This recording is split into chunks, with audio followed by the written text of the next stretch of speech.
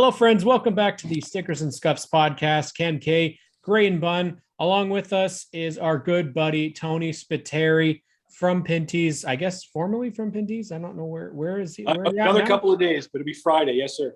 All right. So current time with Pintis. Tony, thank you so much for coming back on the show. Hey, no problem, Cam. Thanks for the invite. Yeah, well, we had to have you on because we were able to enjoy the NASCAR Pinty series this season, and a year that we really didn't know if we were going to be able to. And we got to go to the track for the first time in what seemed like ages. It was years, and in I think both of our cases. Now this is, yeah, thank you. Kat wants to be a part of the podcast apparently, but so again, you touched a little bit about it with the boys, but what was it feeling like to finally be back at the track, but not just at the track, but with fans? Yeah, the boys did a great interview. I'm going to tell you exactly the same thing. It's lucky, I still get butterflies when I hit the gate. And it doesn't matter if I'm at one of our races or, walking into Humberston, or I still get those butterflies knowing, we're going to the races. The cool part was this season to see fans, but more importantly is to watch folks like you, right, who have started a podcast, and people know you by your name, to watch Adam and Clinton walk through the pits and people stopping to get pictures with them and stuff. And the sport, as we've been saying, the sport continues to grow. The irony is that the unfortunate part, COVID is nothing to celebrate. But if you're in the motorsports industry, COVID-19 has actually been a kind of a blessing, unfortunately, in disguise. I just read a few moments ago that last week's NASCAR race in the U.S. actually had a higher audience than F1. So you're starting to see these little glimmers where you go, wow, okay, there was a benefit to being at the track. I don't think the quality of the racing hindered us, to be honest with you. I think some of the controversies and some of the battles actually drove more people into the stands despite weather. So yeah, that's, how do I feel? Melancholy, and walking away at the end of this week from kind of ongoing support since about 1999. So it's definitely an interesting place to be. Absolutely. And, we'll touch on that a little bit. Making a bit of a change, you are, Tony. And do you know how the legacy of Pinties and NASCAR are, and not just in this series, but on dirt as well? Pinties did so much for racing this year.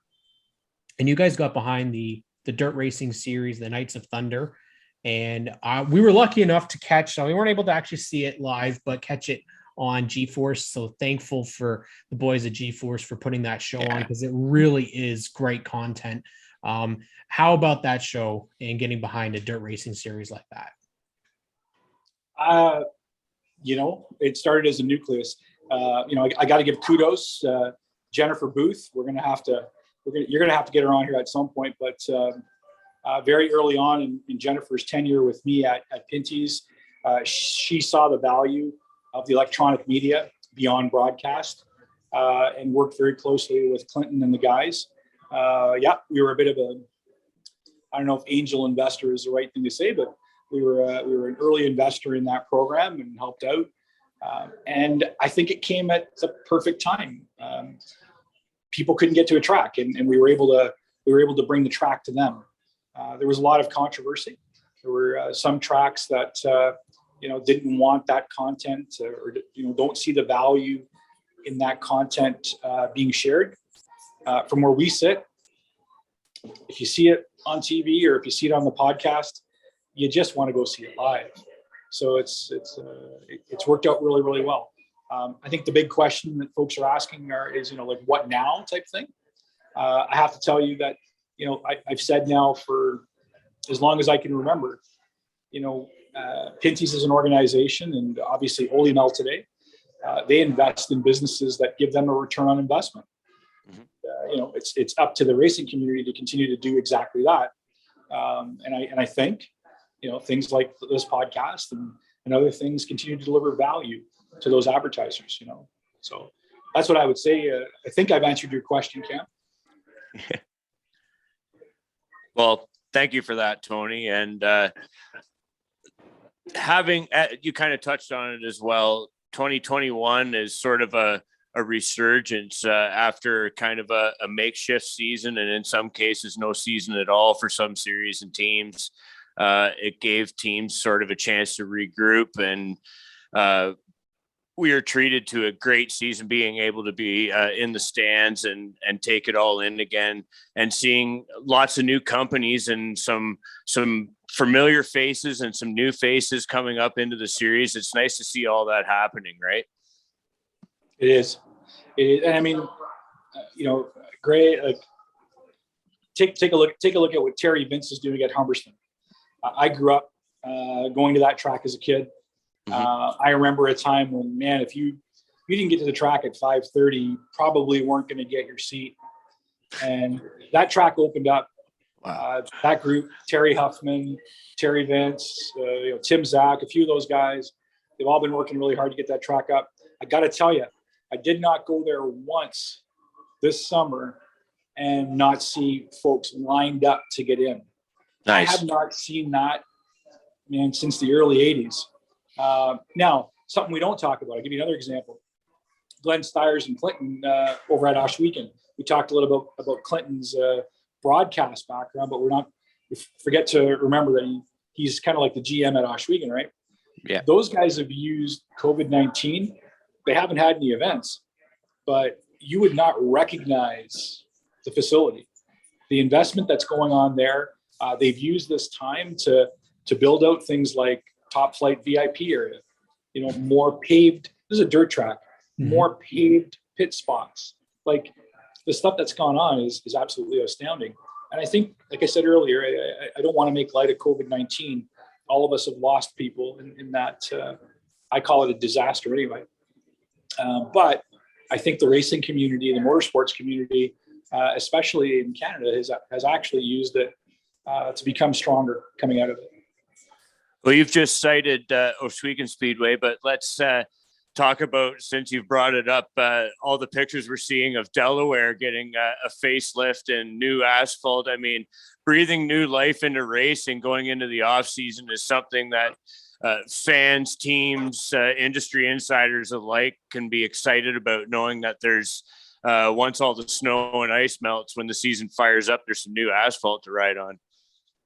I got to tell you, like an early Christmas present right now would be looking at the NASCAR Pinty Series schedule, because if what I'm led to believe right now in Ontario, which is kind of leading the charge in terms of coming out and saying, this is when we think we'll have an all clear.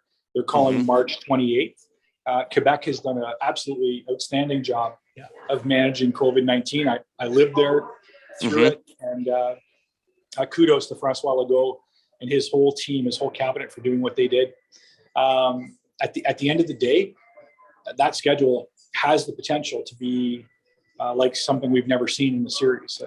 New tracks, new formats, and as we talked about with the boys, a whole bunch of new talent. So it's going to be actually the cool part is there's a very strong likelihood I'll join you guys as a fan. So. Do me a favor. Would you save me a seat someplace? Yeah, you betcha. Absolutely. The one of the things that we did talk about this year was not even just the talent that came into the series for the first time, but some of the talent that's come back to the series that hadn't been there in a while. We have to remember Dexter Stacey had been away from this series for so many years, and to see the growth. I mean, we talked about this we talked to him and told him about this, to see him have his career year, returning to the series, joining EHR, was phenomenal to see that. To see J.R. Fitzpatrick and Brandon Watson come into the series, step in a car that maybe was, Mark had been struggling throughout the year, and they come in and they're running up Brandon finished second at Delaware Speedways, battling for the lead. I mean, we know he's good.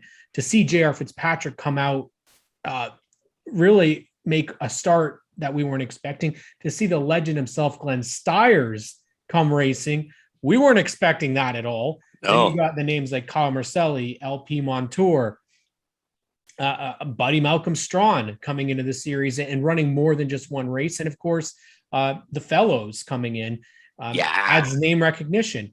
It almost feels like the momentum from 2019 is back and even hotter than it was before. Mm-hmm. I can't add anything to what you just said, Cam.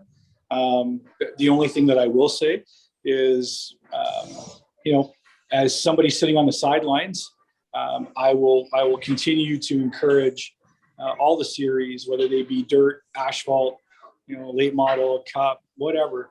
I'm continuing to encourage all of them to work together and respect the Canadian motorsports fans.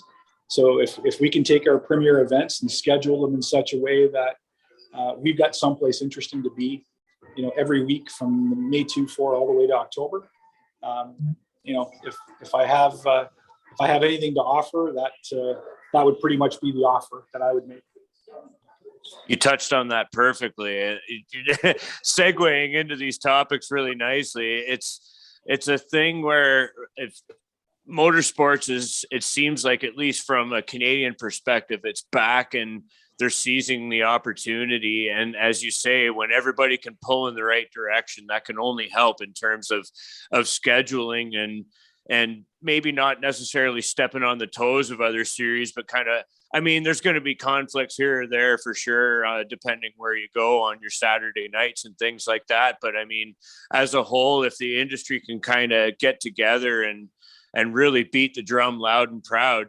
You told us in an episode before, don't waste a good crisis. And it's getting this pandemic is like our 1979 Daytona 500 in massive scale, where we can grab the attention of so many people that we stand to gain so much from this, from what you said, a god awful disaster. But look at all the people that are showing up in droves and just missing it so bad. Teams too.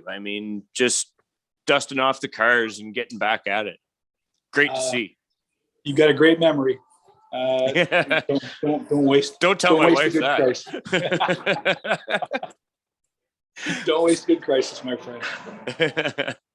Yeah, we definitely got to see a lot of action this year, and in terms of the crowds, we were there, and for not being at full capacity, it seemed pretty full.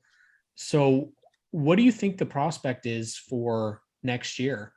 Obviously we're still kind of in this unknown as to what's happening, but in terms of audience, I know this is going to be kind of a loaded question, but do you feel that the shutdown between the United States had a lot to do with our audiences being so high? And will we see a drop off with the states being back opened again?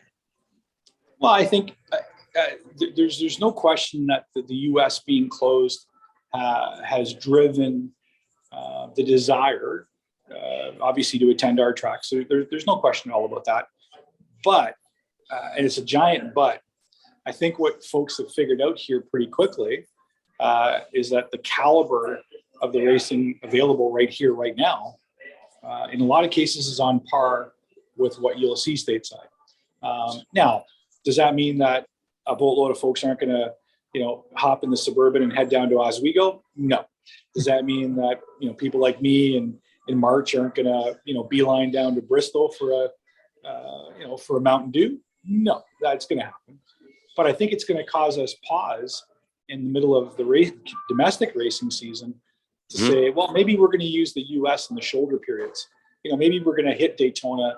Maybe we're going to hit Vegas. We can hit Bristol and get all that stuff out of the way before March, or I guess before May, and kind of sort of after October. The cool part about being a Canadian race fan is we're blessed. We can actually play that game. We can be domestic when we want to be and international when we want to be. So, I don't see them as competitive, Cam. I keep trying to tell people motorsports fans are motorsports fans. Don't fall in the I'm a dirt guy or gal and I'm not.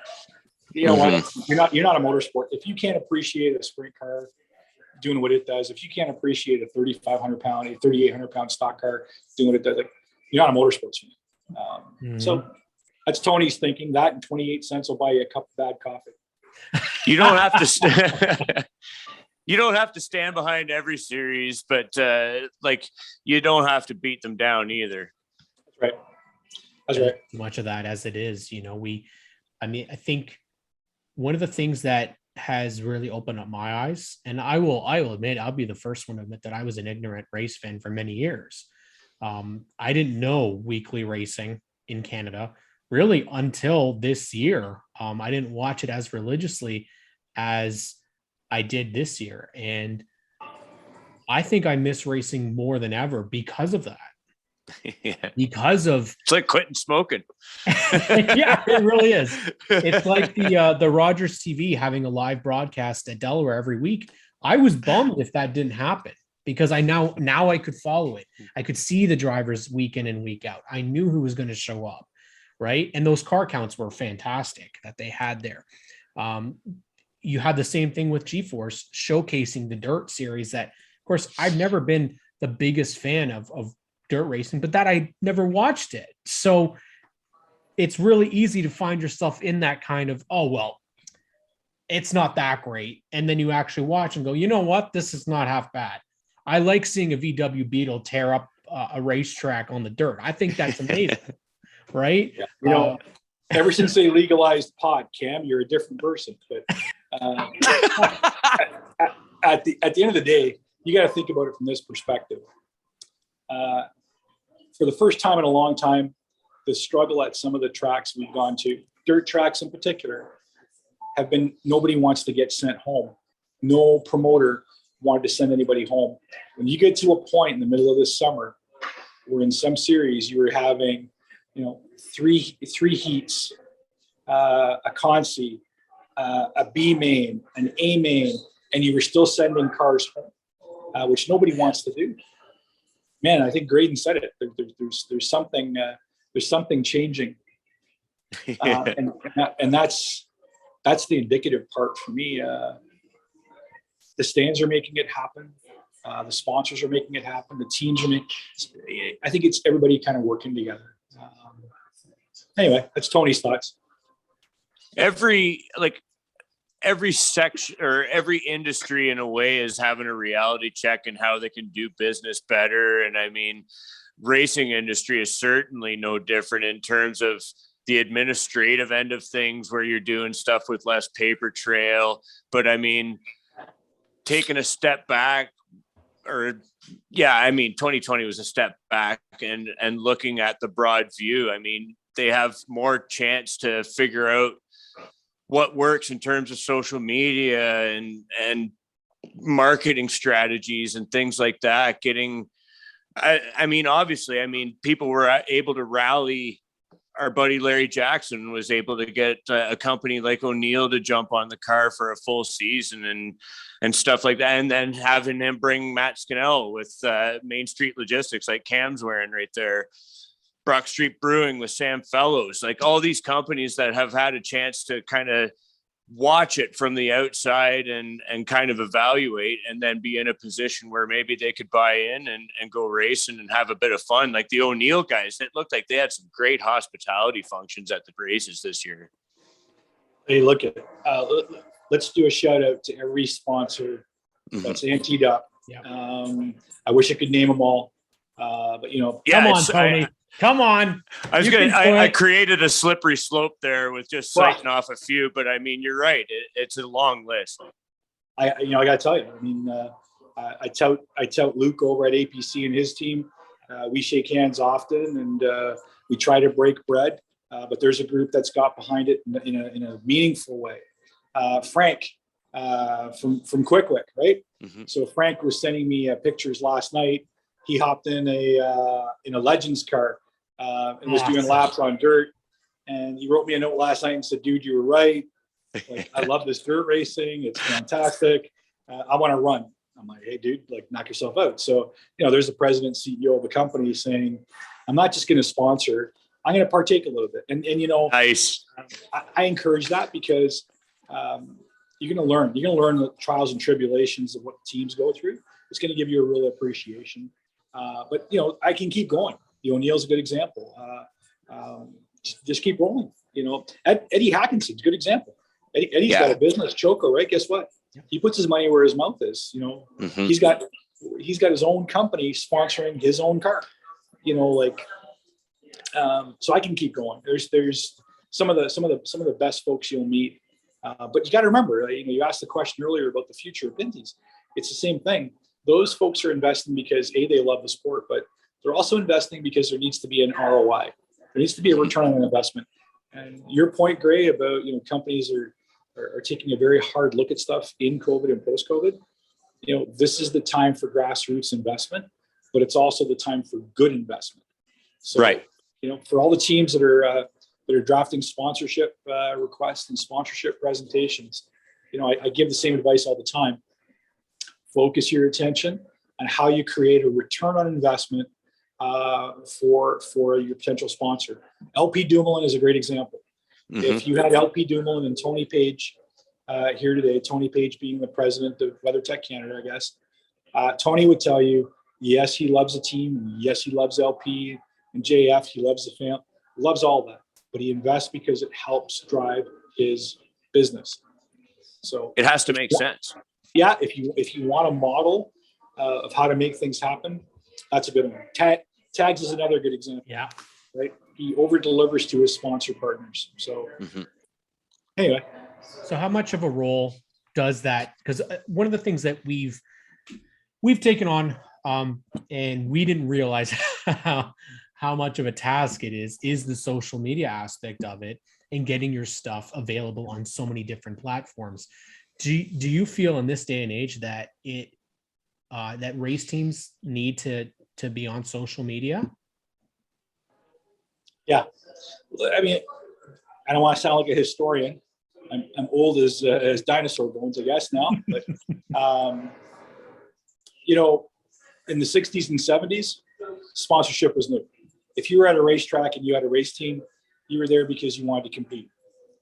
Today, competition is an element of that. There's no question. You're at the racetrack to win. You're at the racetrack to compete. The difference today is most teams can't afford to be there and run a full season on their own dime. They need to be multifaceted.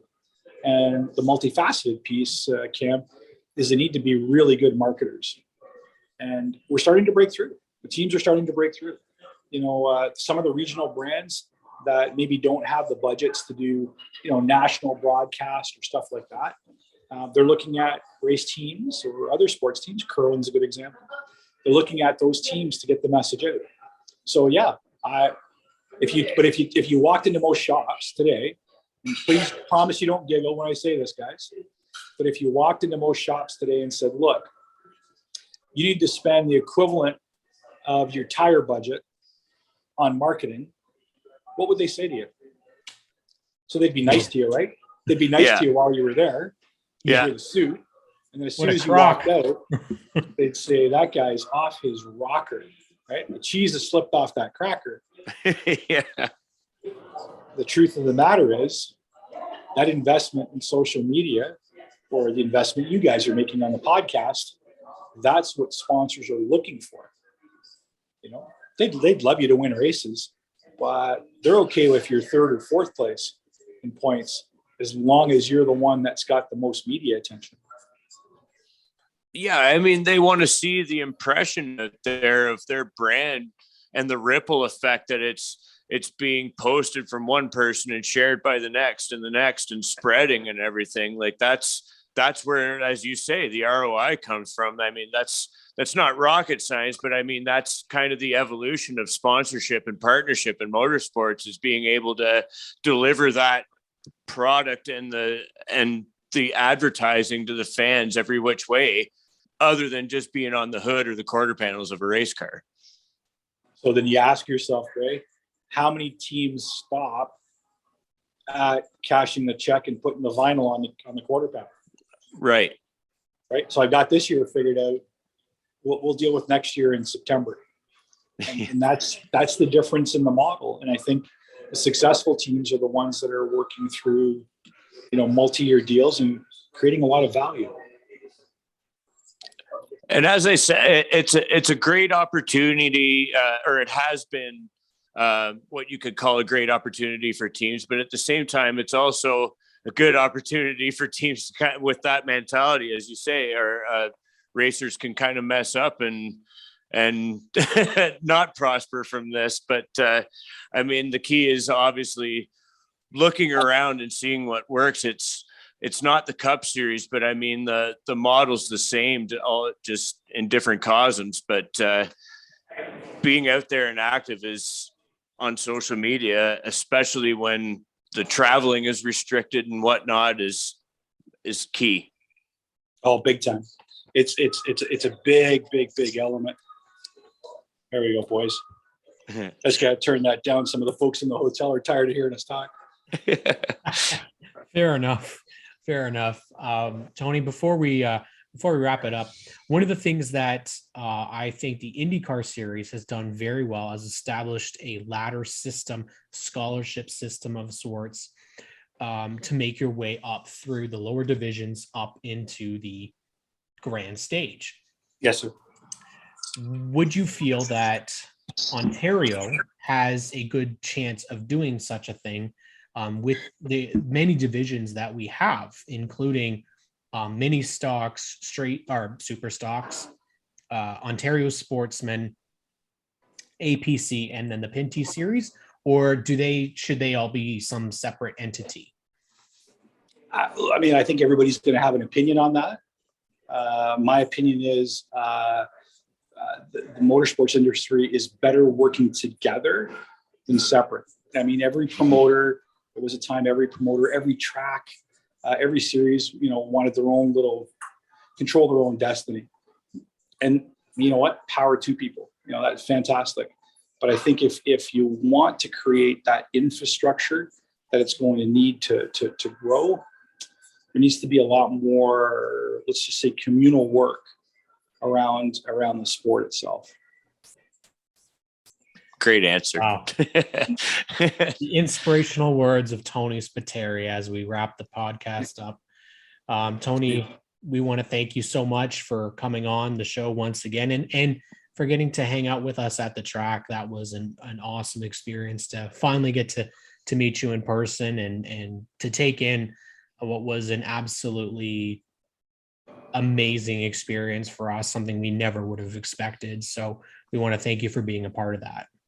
That's great, Cam, and great. Thank you so much, and thanks for the support to the motorsports fans. It's been a slice for, I guess, the other side of 20 years. If I can take just another second of your time. Absolutely. Just a few groups. We need to thank the folks at NASCAR for always being welcoming and for listening to my crazy ideas. Thank you, Chad and Steve O'Donnell and the rest of the crew. Couldn't have done that stuff without your support. A tinge of sadness on this one, but the crew back at Pinty's, the original crew, with Jennifer and Randy Kane, my former president, CEO, and our shareholder group for believing and seeing the vision of what we could and couldn't do. And then the new CEO at Holy Mel, Yannick Gervais, a very good friend of mine. Him and his bride were in Delaware with us, dropping the flag. I wish him the utmost success in his new venture. Unfortunately, we lost a very good friend in the sport. We lost a very good man, the former CEO of Holy Mel, Réjean Nadeau. Réjean believed early on when he was buying Pinties. He was adamant that we continue to do what we're doing, and I am so thrilled, absolutely so thrilled, that he was able to be in Trois-Rivières with us just a few short weeks before he passed. So to the motorsports community, if you're sharing a drink this weekend, just a little nod for Réjean. A couple of people on the mend in the racing community. Mark Hall, Hernia at Hall Motorsports. Mark had a little incident there early in the week. He's 90%. Mark please come back as sarcastic as you've always been. Please. Yes. Yeah. And Down one a of our, cylinder, but not out. yeah, well, he's always been not wired right, but that's okay. And a good friend of ours, Sandra Pitts. Sandra is RJ Pitt's mom. He's a 27 Mod Light driver, and very dear wife to a very good friend of ours in the sport, Jeff Pitts. Sandra's got a little diagnosis that she's going to deal with, and we just want to send prayers and good fortune her way. We're thinking about both of those folks and wish them all the best to get healthy as quickly as we can, get them back at the racetrack. Absolutely. Well, great chatting as always, Tony. As Cam said, thanks very much for the access, the acceptance, and just getting to know you and your friendship over the years. We wish you all the best in what the future holds for you, buddy. Be good, guys. Stay safe. See you at the track. You bet. Thank you, Tony. Touch out.